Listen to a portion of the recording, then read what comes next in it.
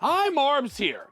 I've been a fan of 8BitDo controllers for a long time. However, I don't use them on Xbox.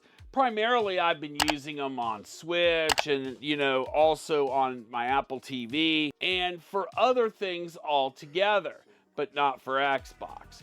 Now, why is that? Well, because I couldn't use it wirelessly. Imagine my surprise when, a few months ago, that 8BitDo announced that they're going to do a wireless controller for Xbox. That's right, an 8BitDo wireless dongle that comes brand new with the Ultimate 3-mode controller celebrating Rare's 40th anniversary. Now, before we even go any further, yes, it has Hall effect sticks, but no, it is not the Ultimate 2 controller, which has the TMR sticks and the claw buttons. This is the more traditional Ultimate offering that uses what I like to call the vertical handle model versus the ergonomic model of the Microsoft standard controller.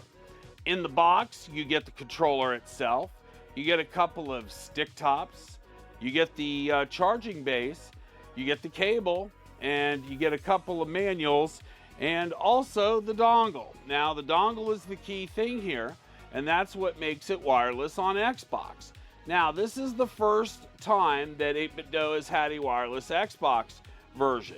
What I think is interesting here, too, is that, I'm not going to wade too far into the debate of why 8BitDo did this or did not do this sooner, but I can say that they are using their proven method here and they're not going too far off the map. The blue faceplate and painting looks good. I don't think it's going to wear off, but I gotta caution people that the back, while it has a little bit of, I would call it some sort of, grip cut into the plastic, but it's almost less than that. It's some texturing, I guess. Maybe texturing might be the better word for it, but it is not a full grip type system. Now, I don't have the grip on the regular other 8BitDo controllers, and I've never noticed it to be a problem, but it is something that's a bit different.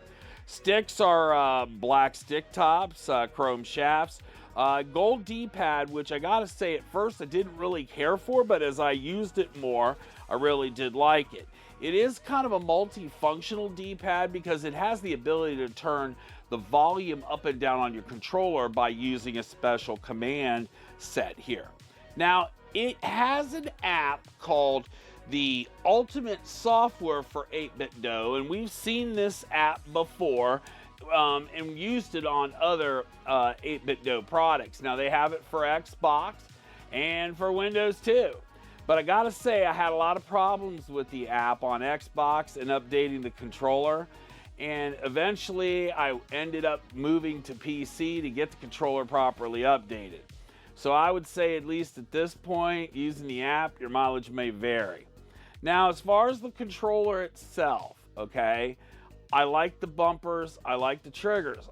The feel is very much similar to the older style 8BitDo controller. But when you look at this controller and you compare it to a standard Microsoft controller, I think what you've got to understand is this is kind of where they're positioning this controller is sort of a mid-entry point between a standard Microsoft controller and the Elite.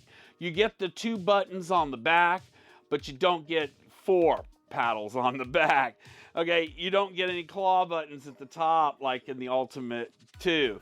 I mean, it is sort of a cut down offering, but it is also only carrying an $80 price tag. What I can say is that I found the controller to be very good and work very well.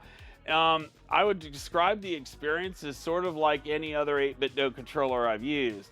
But I think the important thing to recognize here, it's certainly not a high-end offering, and it's certainly not a low-end offering. It's sort of in the middle, and it puts it in an interesting space for this controller. As far as collectability goes, I don't know. They didn't call it a special edition or a limited edition, so I don't know for how long they're going to have this controller available.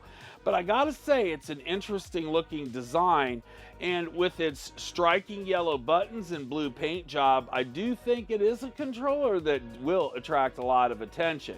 And I expect the performance to continue to be as any 8BitDo controller I've had.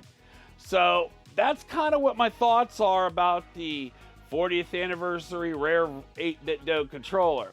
Tell me what you think down in the comments below. Do you think at $80 this is a good price point for 8BitDo to be?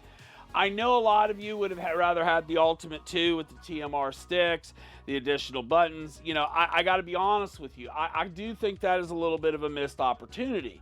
But I will say, I do think if it sells well, 8BitDo may offer the other eventually too in wireless for Xbox. I do think that their willingness to move to a wireless option with Xbox does show an acknowledgement that consumers want wireless options on Xbox.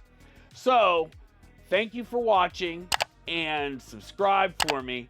We're trying to get those subscriptions keep coming in, keep the channel going. See you in the next one. Bye now.